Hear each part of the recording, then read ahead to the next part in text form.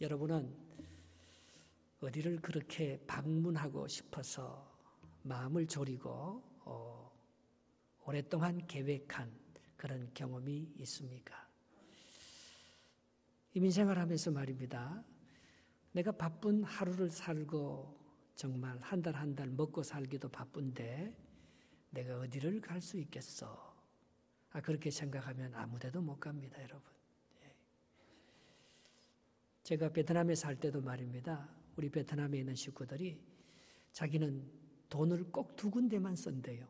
하나는 자녀들과 함께 여행 가는데. 그럼 그게 참 값집니다. 시야가 다르게 열리고 아이들과 다른 세계를 한번 보여준다. 그리고 아이들의 교육을 위해서 저금하는 것. 다른 거는 못해도 이 두 가지는 합니다. 그렇게 하는 것을 볼 수 있습니다. 여러분, 저금하기 얼마나 힘듭니까?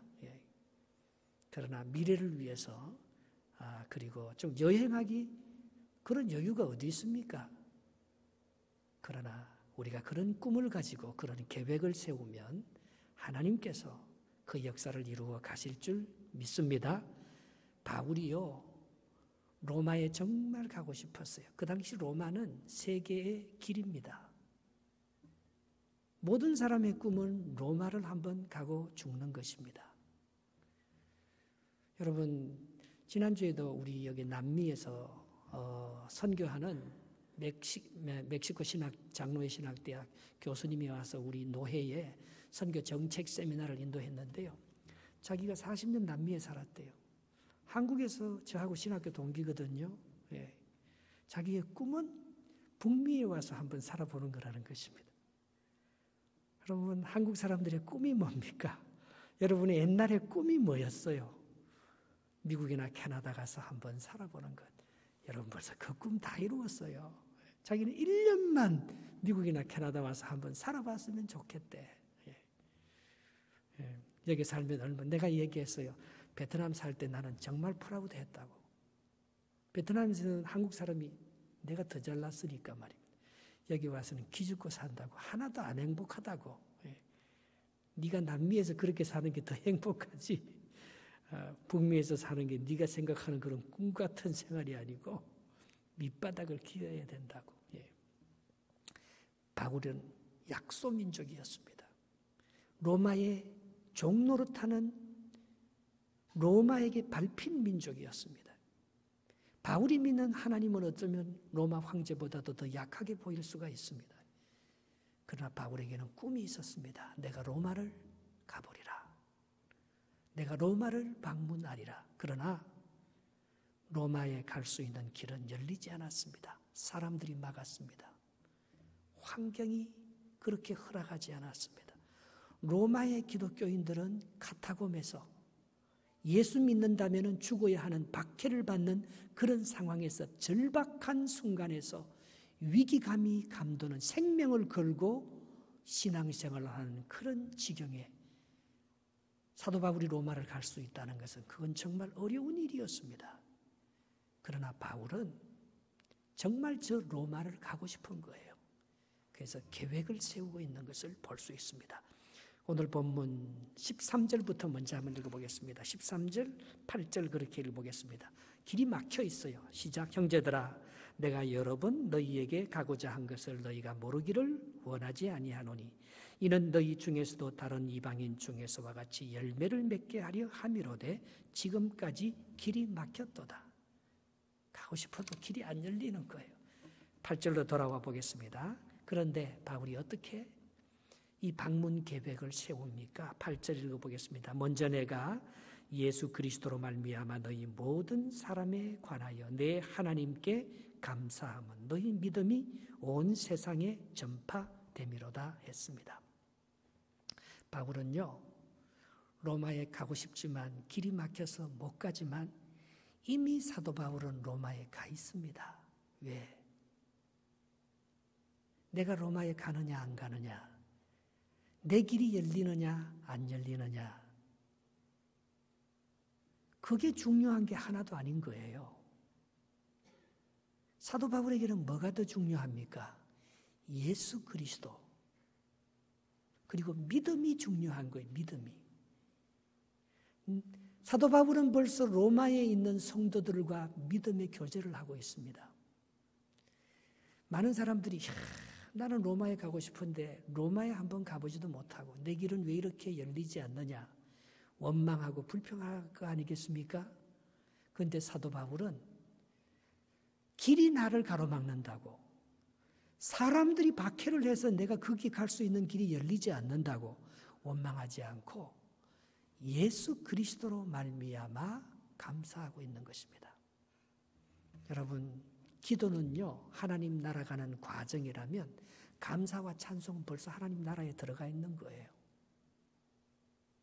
사도 바울은 몸은 로마에 못 가 있지만, 그러나 그는 로마에 있는 신앙인들과 믿음으로 교제하고 있고 벌써 하나님께서 언젠가는 로마에 보내주실 것을 믿고 예수 그리스도로 말미암아 감사하고 있습니다.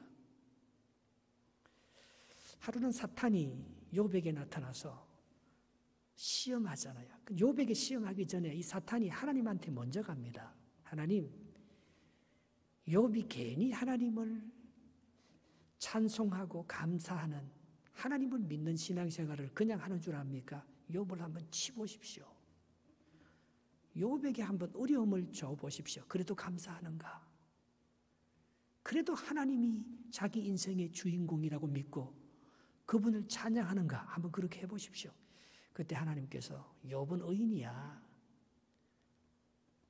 욥은 그래도 감사할 거야. 욥은 그래도 나를 신뢰할 거야. 그러나 그의 생명은 건드리지 마라. 다른 시험은 다 해도 좋다.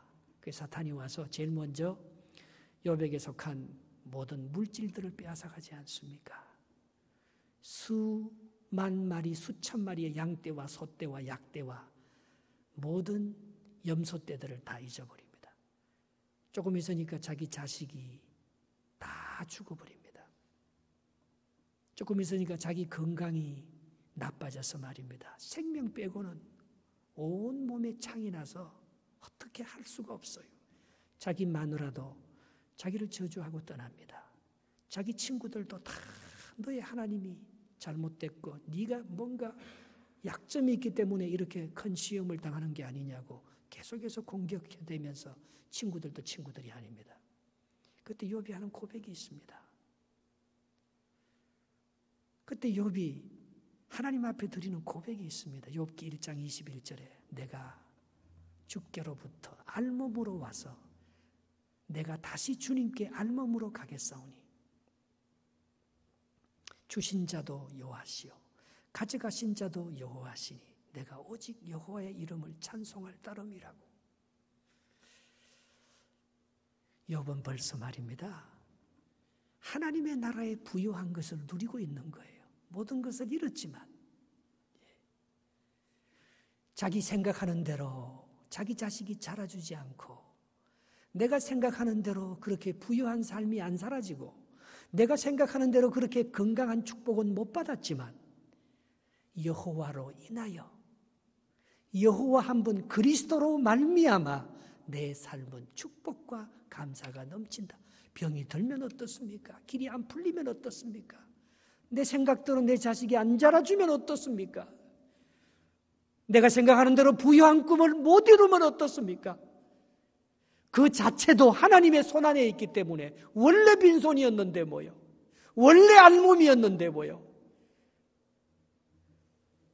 혹시 모든 것을 주신 분이 하나님이라면 혹시 모든 것을 가져가도 나는 원망하지 않습니다. 나는 하나님 때문에 감사하지 내가 살아있는 그 존재 자체 때문에 감사하지 무엇을 더 얻기 위해서 무엇을 더 많이 누렸다고 해서 그것이 나의 축복이에요. 나는 예수 그리스도로 말미암아 감사합니다. 길이 안 열려도 나는 여호와로 인하여 감사합니다. 무화과 나무 잎이 마르고 포도 열매가 없으며 감람나무 열매 그치고 논밭에 식물이 없어도 우리의 양떼가 없으며 외양간 송아지 없어도 난 여호와로 즐거워하리 난 여호와로 즐거워하리 난 구원의 하나님을 인해 기뻐하리라. 이게 욥의 신앙이었고 바울의 신앙이었습니다. 우리가 감사할 수 있을 때 우리는 벌써 그걸 얻은 거예요. 여러분, 신실하신 하나님이 우리에게 안 주는 것은 이유가 있잖아요. 그런 사람에게는 줘도 솔로몬이 왜 위대합니까? 솔로몬이 성전 건축했다고 위대하지 않습니다. 솔로몬이 건축을 다 하고 하나님 앞에 드리는 고백의 기도가 있습니다. 이 모든 일을 하나님이 하셨습니다.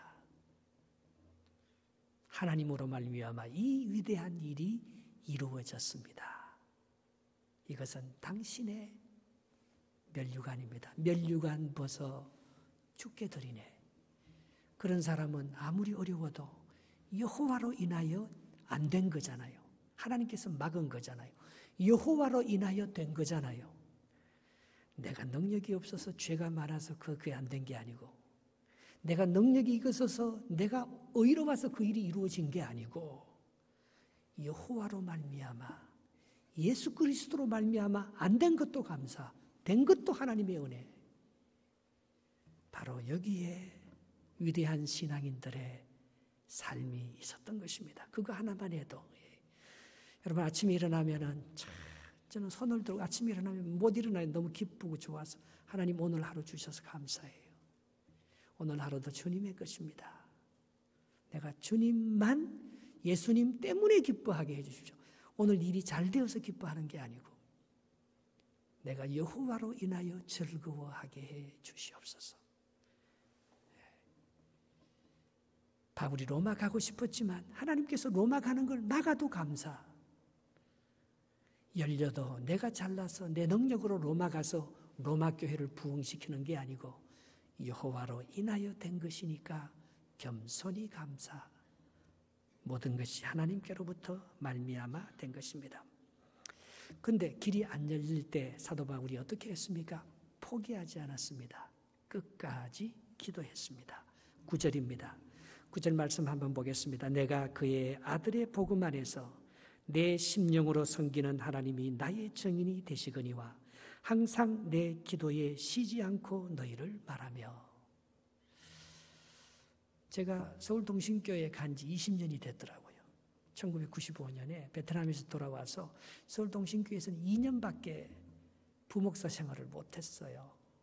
그런데 2년 동안 하면서 저는 선교 담당 목사였고요. 그리고 교회사를 우리 성도들하고 계속해서 한국 교회사를 내가 가르쳤어요. 그런데 지금도 부활절 아침이 되면요, 이 한국 교회사 그 팀들이 있어요. 그 팀들이 부활의 아침을 축복합니다. 아직도 목사님을 생각하며 기도하고 있습니다. 여러분, 우리가 받을 수 있는 최고의 선물이 뭡니까? 누군가가 나를 위해서 기도하기를 쉬지 아니하고 기도하고 있다는 그 말보다 더 좋은 말이 어디 있습니까?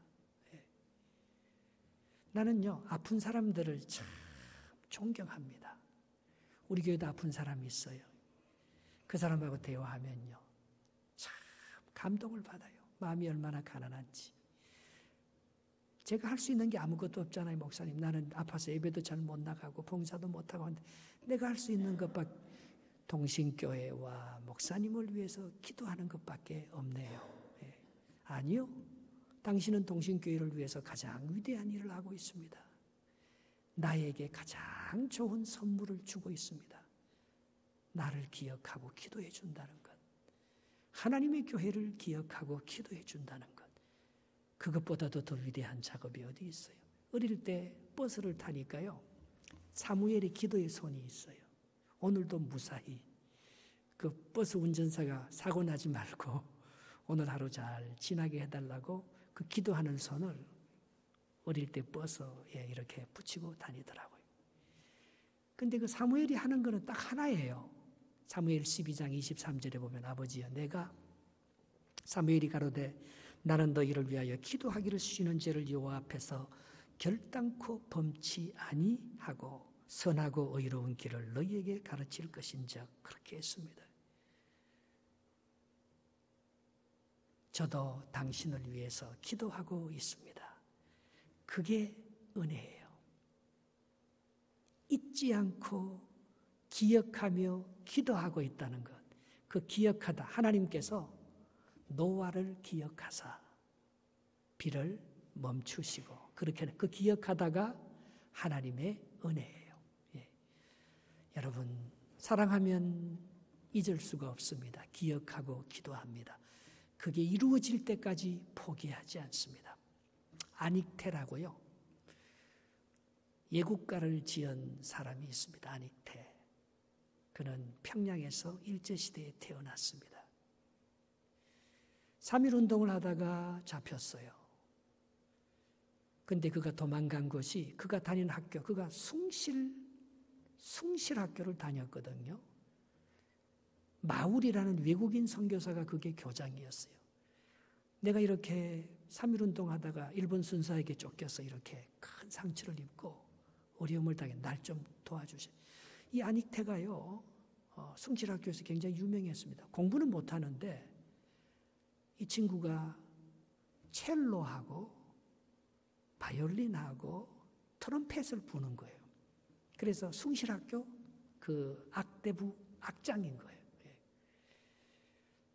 그래서 니같이 음악으로 하나님께서 이렇게 훌륭하게 쓴 사람을 내가 어떻게 내어줄 수 있느냐고, 그 숭실대학교에서 세운 병원이 평양에 있었습니다. 거기 입원시켜 준 거예요. 순사들이 잡으러 왔어요. 이 사람이 아무리 죄인일지라도 내가 병원장으로 있는 이상 아닉테를 내가 내보내줄 수 없다. 이 사람이 퇴원하면 가라는 거예요. 붙잡아 가라는 거예요. 환자는 내 책임이니까 내가 끝까지 내가 아닉테를 보호하겠다. 아닉테는 꿈이 있었습니다. 그의 꿈은 런던 심포니를 지휘하는 것이었어요. 하나님, 나를 일본과 미국 유학 가서 런던 심포니를 한번 지휘할 수 있게 해주세요. 사도 바울이 말입니다. 하나님, 나를 로마에 데리고 가서 로마를 복음화할 수 있게 해주시옵소서. 그게 사도 바울의 기도였어요. 내가 너를 쉬지 않고 기도한다. 내 심령으로 섬기는 하나님이 나의 정인인데 복음 안에서 언젠가는 너희들을 만날 날이 있을 것이다. 그렇게 기도하는 거예요. 여러분, 돈이 없어도요, 그 마우리가 다 지원해주고 지켜주고 병원에 입원시켜주고 동경유학시켜주고, 여러분, 누군가가 꿈이 있으면 다 됩니다. 기도하면 다 돼요. 기도를 포기해서 그렇지. 내가 돈이 더 커 보이고 하나님이 더 보이지 않고 돈이 더 커 보이고 하나님의 계획이, 복음의 능력이 더 커 보이지 아니하고 이 세상의 권력과 이 세상의 사람들, 그 방해, 그 장애물이 더 크게 보이기 때문에 기도하기를 중단해서 내가 못 이루는 거지. 하나님이 하시려고 하는데 못할 일이 뭐가 있어요? 하나님이 주신 꿈이 안 이루어지는 꿈이 어떻게 이루어질 수 있는, 하나님이 주신 꿈이 이루어지지 않는 꿈이 어디 있습니까? 내 같은 이 약소민족의 식민지 국가의 유대인 사도 바울이 로마에 가서 복음을 전한다고 그들이 예수를 믿겠나? 그렇게 생각해. 복음의 능력은 로마보다 더 큽니다. 하나님은 로마 황제보다 더 큽니다. 지금 우리가 로마의 식민지 생활 한다고 해서 하나님이 로마의 황제, 태양 같은 로마의 신보다 작아서 우리가 로마에게 식민지 생활하는 것이 아니고, 하나님께서 죄수의 몸으로도까지라도, 가장 약한 나의 몸으로까지라도 로마보다 더 큰 살아계신 예수 그리스도의 십자가와 부활의 능력이 더 크다는 것을 믿고, 그는 계속해서 쉬지 않고 믿음으로 그 기도를 하고 있는 거예요. 감사했으면, 기도했으면 이미 하나님이 주신 거예요.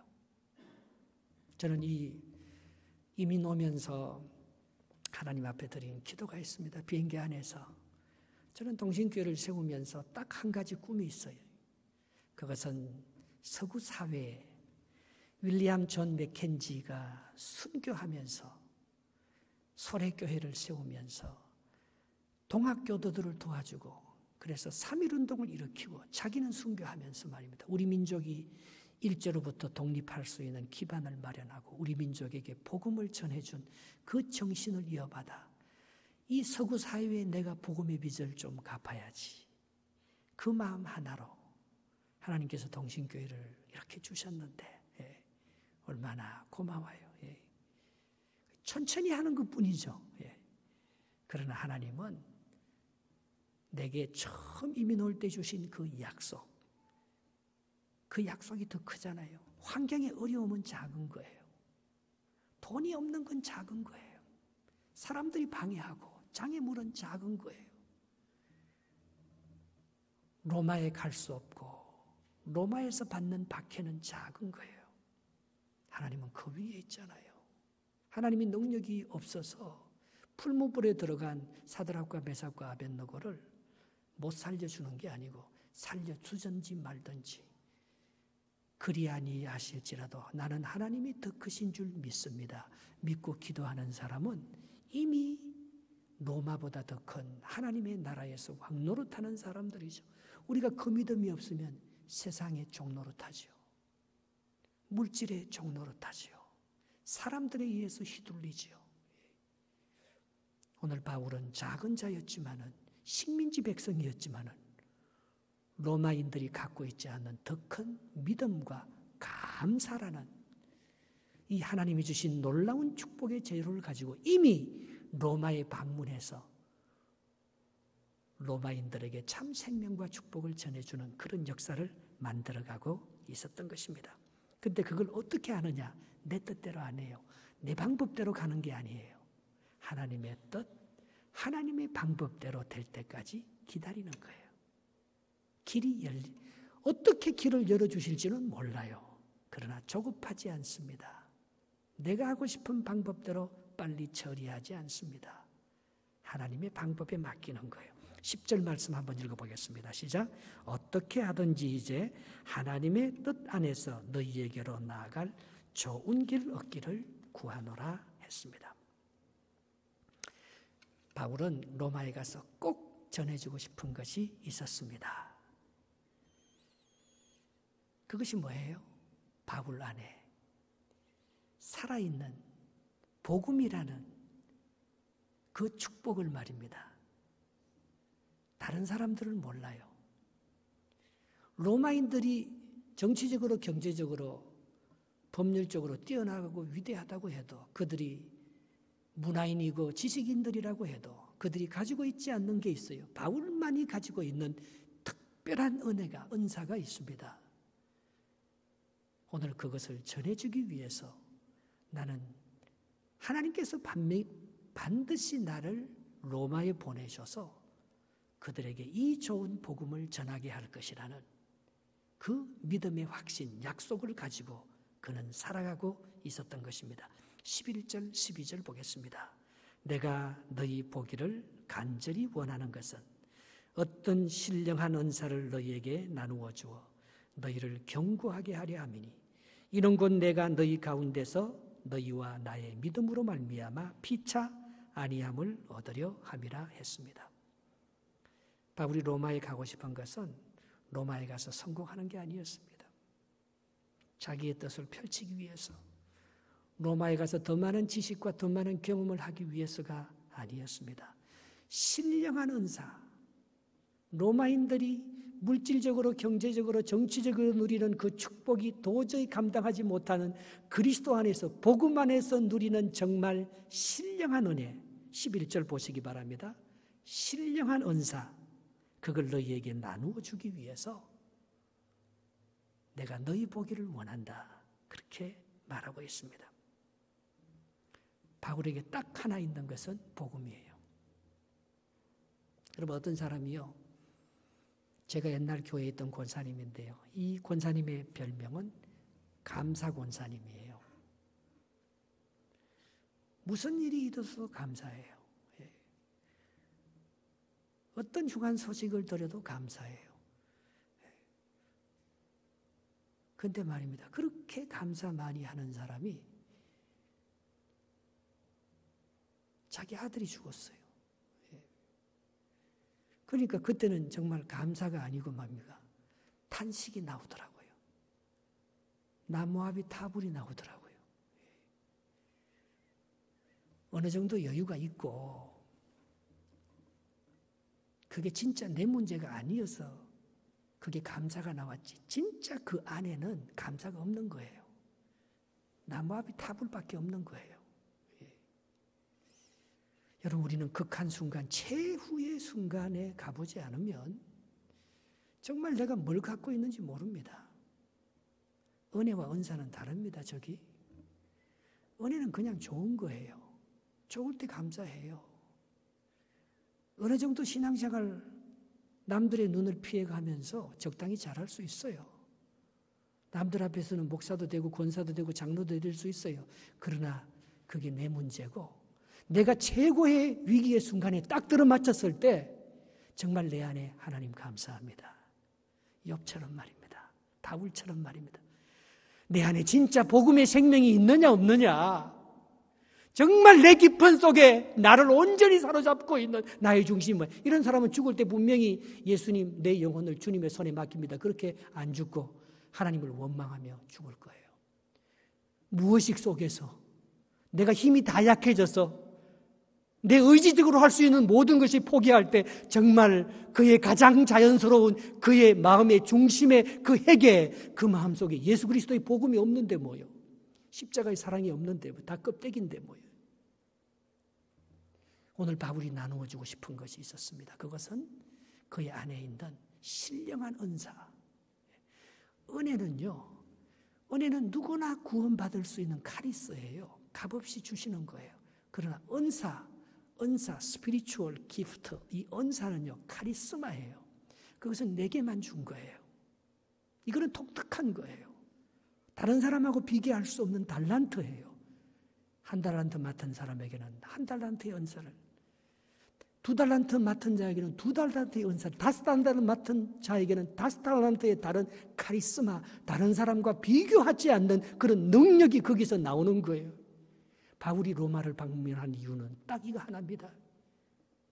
내 안에 불붙는 듯한, 내 생명을 다 바꾸어도 내가 바꿀 수 없는 그 복음의 능력, 로마보다도 더 큰, 내가 어떤 박해 가운데서도 포기할 수 없는 내 속에 불붙는 예수 그리스도의 십자가와 부활의 능력이, 그 신령한 은사가 나를 불보듯하기 때문에 내가 이것을 꼭 나누어지기 전에는, 내가 이 복음을 전하기 전에는 로마를 가보지 않고는 내가 죽을 수 없어서, 내가 이걸 나누어주기 위해서 내가 로마에 넣어보기를 원하기 때문에 하나님이 언젠가는 나를 로마에 보내시고 이 복음의 능력을 너희에게 나누어 주실 것을 나는 믿습니다.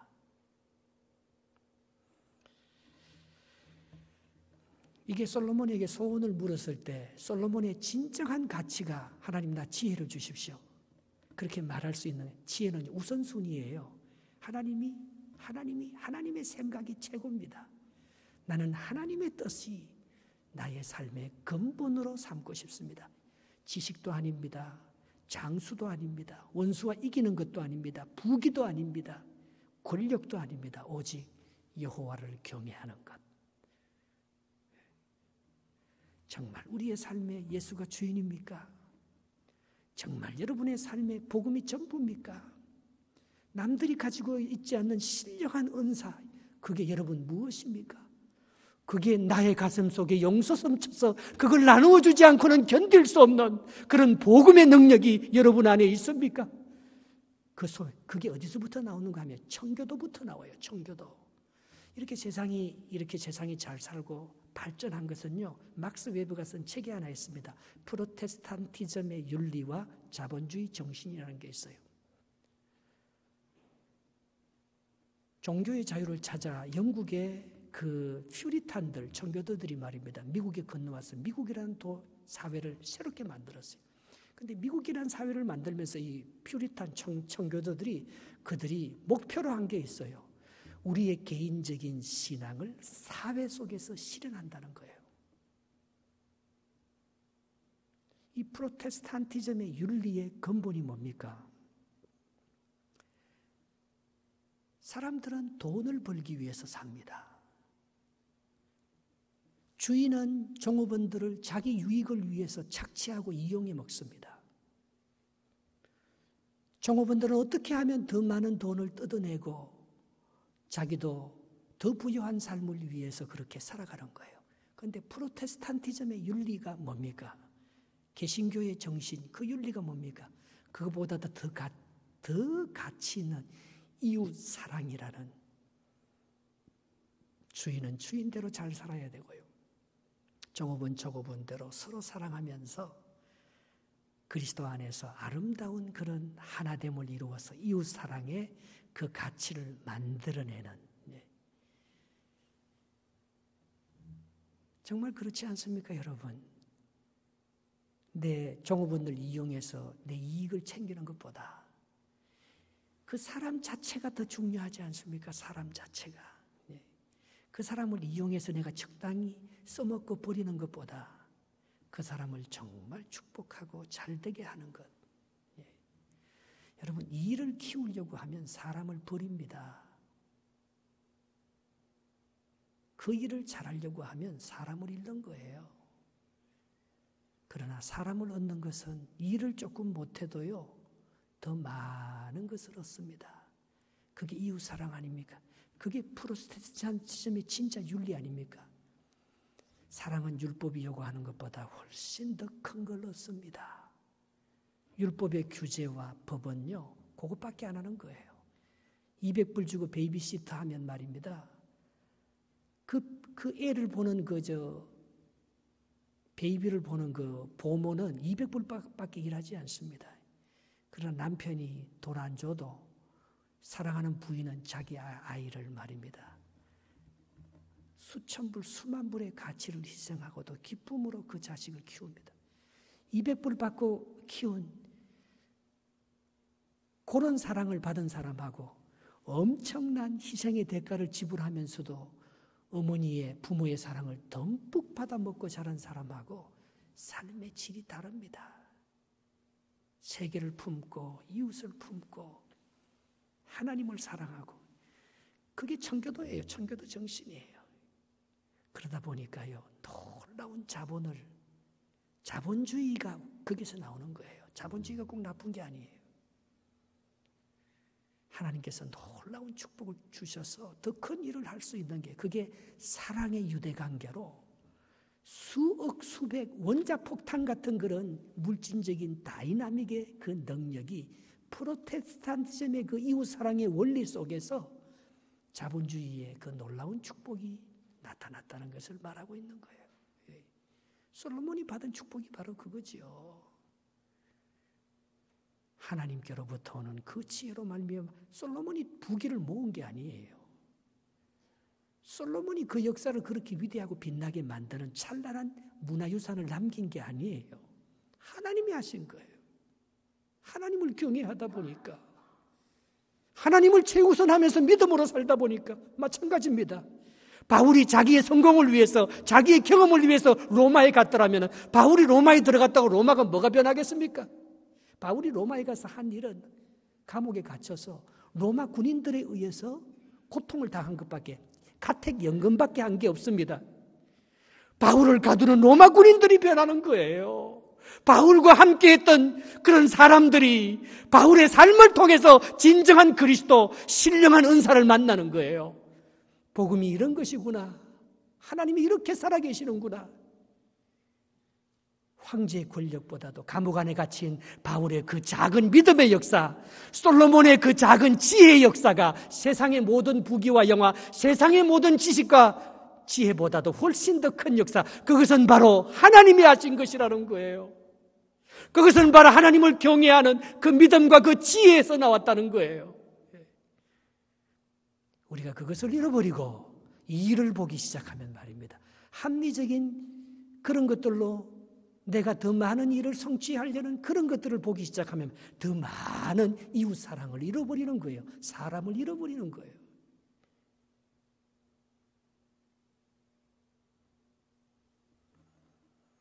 바울은 돈보다도 하나님의 나라, 하나님의 뜻을 실현하려는 복음의 가치가 더 소중함, 그래서 자본주의가 목사만 하나님께로 부름받은 콜링을 받은 성직자가 아니다.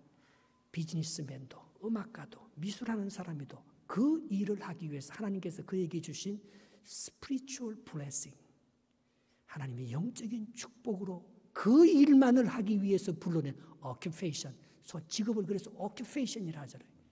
잡이 아니고 프로테스탄티즘의 그 청교도 신앙, 그 윤리를 바탕으로 자본주의라는 위대한 그런 축복의 열매가 맺어졌다는 거예요.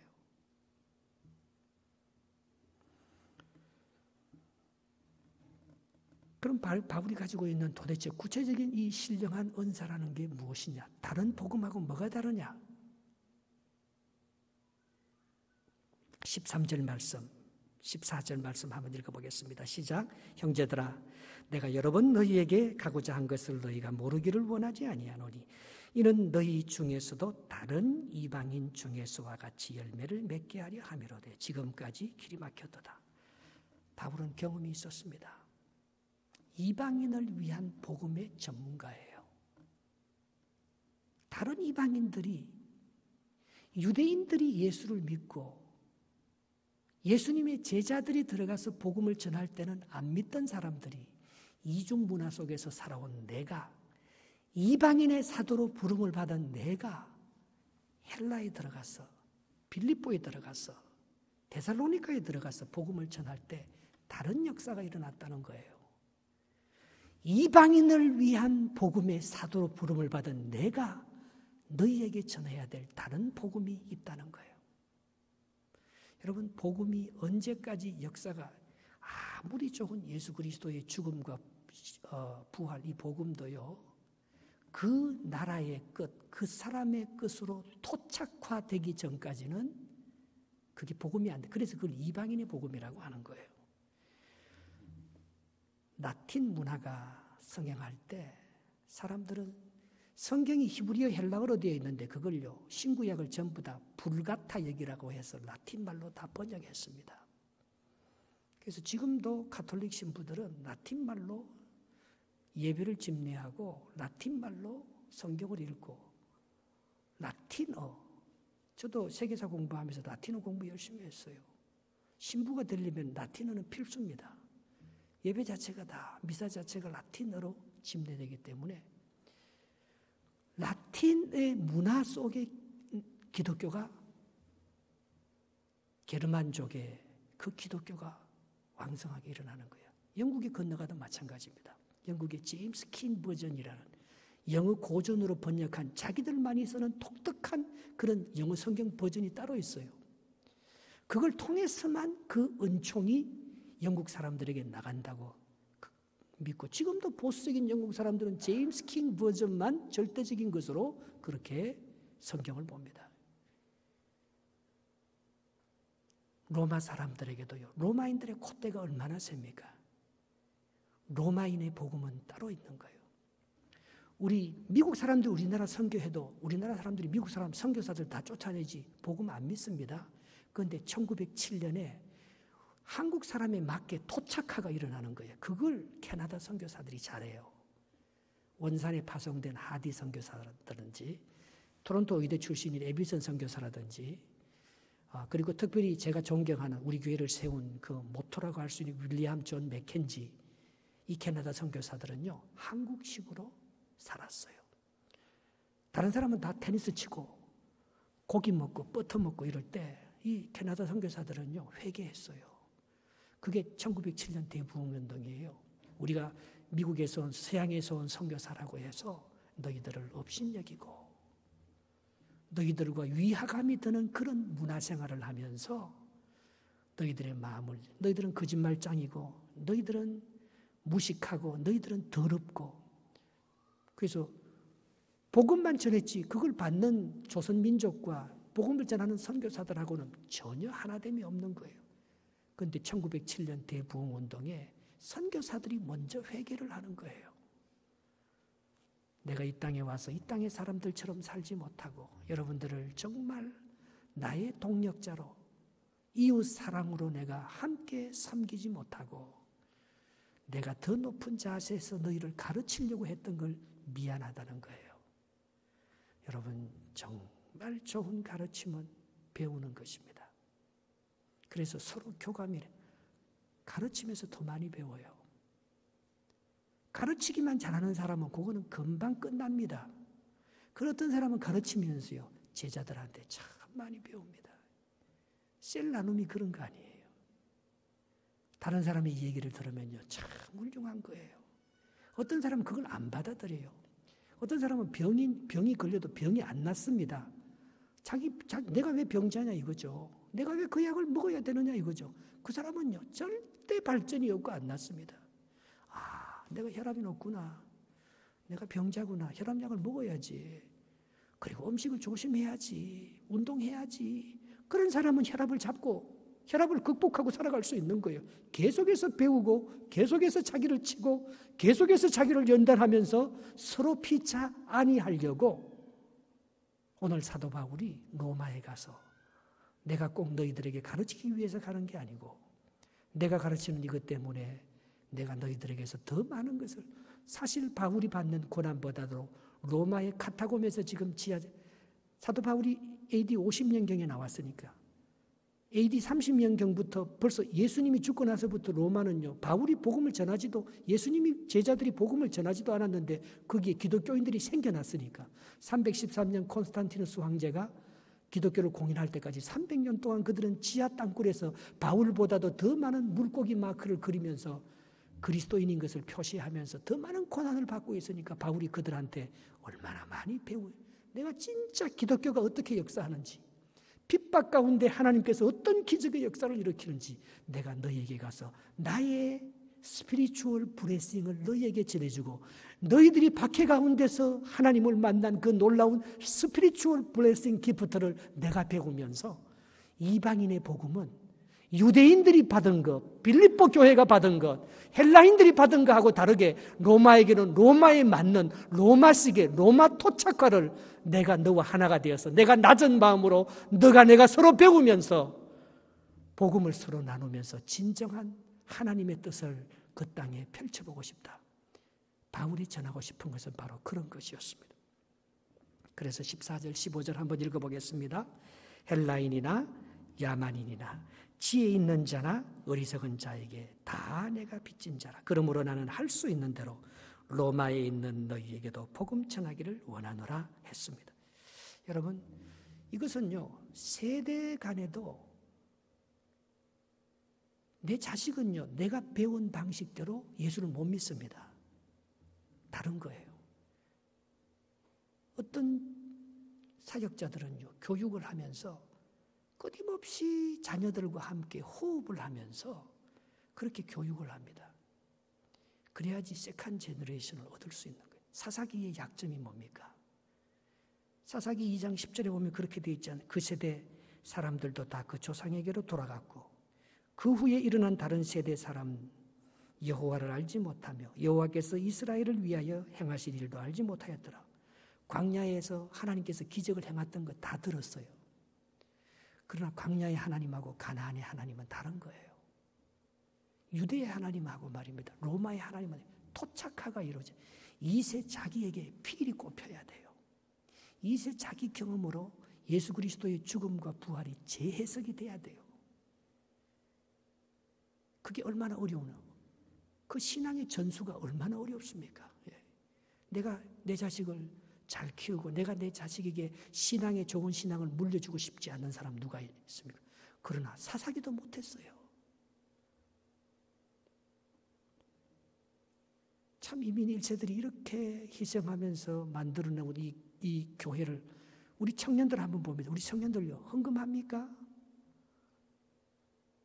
여러분 자녀들은 왜 건축헌금 안 하세요? 예본아, 너 왜 건축헌금 안 하니? 너 왜 시불조 생활 안 하니? 너 월급 받았으면 너 하나님 건데 어른들이 그냥 돈 다 내고 교회에서 다 하니까 그냥 너희들은 그렇게 이세로서 잘 나가면서도 그냥 이쪽 저쪽 좋은 것만 빼먹고 말입니다. 진짜 네가 해야 될 영적인 은사와 희생은 하지 않고 그냥 은혜만 받은 걸로 족하면은 우리 동신교회 미래, 우리 2세들의 자녀들의 미래가 뭐가 희망이 있겠습니까? 지금부터 11조도 모르고 지금부터 희생과 봉사도 모르고 지금부터 건축원금 100불도 못하는 사람이 뭐 커서 뭘 더 큰 걸 할 수 있겠어요? 네 마음이, 네 물질이 있는 것이 네 마음도 있는데 가장 작은 것이라도 소중하게 바쳐라. 그래야 네가 진짜 하나님의 사람이 되는 거야. 참 어렵잖아요. 어떻게 말하면 잔소리가 되고 말입니다. 사도 바울이 갖고 있는 이거는요, 헬라 사람에게 가서 바울이 헬라에게 했던 그와 똑같은 복음으로 로마 사람에게 가면 안 됩니다. 민족이 달라요. 내가 베트남에 한국에서 목회한 사람 여기 와서 목회하면 이민 목회는 목회 현장이 달라요. 원주민 선교도 마찬가지. 백인들이 원주민 선교 왜 실패합니까? 자기 스타일로 원주민 선교에 토착하고 안 됐잖아요. 원주민들의 마음을 모르는 거예요. 백인들이 아무리 설교해도 원주민들을 예수 안 믿습니다. 우리가 다른 방법으로 접근하니까 예수 믿잖아요. 오늘 사도 바울이 로마서를 쓰는 이유가 거기에 있는 거예요. 빌립보서 가지고 로마서를 가서 예수 믿으라고 하면 그게 콘텍스트가 안 맞는 거예요. 한국에서 하는 그 복음 가지고 이민교회에 맞추어서 막 밀어붙이면 이민교회 사람들 다 도망가고 없을 거야. 콘텍스트가 다른 거예요, 여러분. 서양의 복음을 선교사들이 갖고 와서 전할 때 우리 조선인들이 안 믿은 것처럼 1907년 대부흥운동이 일어나기 전까지는 안 믿은 것처럼 사사기의 사람들이 그렇게 광야생활 40년간 만나를 내려주고 메추라기를 내려주고 홍해를 받는 그 기적을 아무리 얘기해도 이 세대들이 안 믿는 거예요. 사사기가 엉망이 돼버리는 거죠. 그것은 어른들 자체가 이 가나안 땅에 들어와서 하나님을 섬기다 보는 바알이나 물질의 축복을 앞서서 생해 그 안에 하나님께서 주신 스피리추얼 이 블레싱, 하나님이 주신 스피리추얼 기프트를 그가 깨닫지 못하고 자기의 욕심으로 로마를 가려고 하고 자기의 의를 이루기 위해서 모든 것을 하려고 했었을 때 그 바울의 위대함이 뭡니까? 예수님하고 똑같은 거지요. 남들이 보기에 어리석어 보이고 남들이 보기에 아무것도 없는 것 같고 남들이 보기에 바보처럼 사는 것 같아도 바울이나 예수님 안에는 그런 하나님이 주신 누구하고도 비교할 수 없는 정말 상대방을 이해하고 복음의 능력을 가지고 그들과 하나가 될 수 있는 로마인들을 사랑하고 로마인들을 변화시킬 수 있는 그 복음의 능력이 진정한 생명이 바울 안에 있었기 때문에 죽을 때도 바울은 순교를 당하면서까지라도 와, 내가 괜히 여기 와서 이렇게 복음 전하다가 고생하다가 죽네 순교하네 그런 생각 조금도 없이 순교 그 자체 하나님 때문에 기뻐하는 바로 그런 믿음의 역사가 오늘 로마서라는 위대한 선교의 장을 만들어 나갔다는 사실. 우리보다도 우리를 더 잘 아시는 하나님, 우리보다도 우리 자녀들을 더 잘 아시는 하나님, 더 축복하시는 하나님의 역사. 우리가 그걸 바라보면서 우리가 쓰는 이 아름다운 우리의 인생에 로마서보다도 더 위대한 복음의 역사를 이 이민의 현장 속에서 써내려가면서 우리의 실패가 실패가 아니요 우리의 성공도 우리의 성공이 아니요 하나님께로부터 온 것인 줄 알고 주님과 더불어서 정말 행복한 그리스도인으로 주님 앞에 설 때 부끄럽지 아니하는 저와 여러분 되시기를 축복합니다.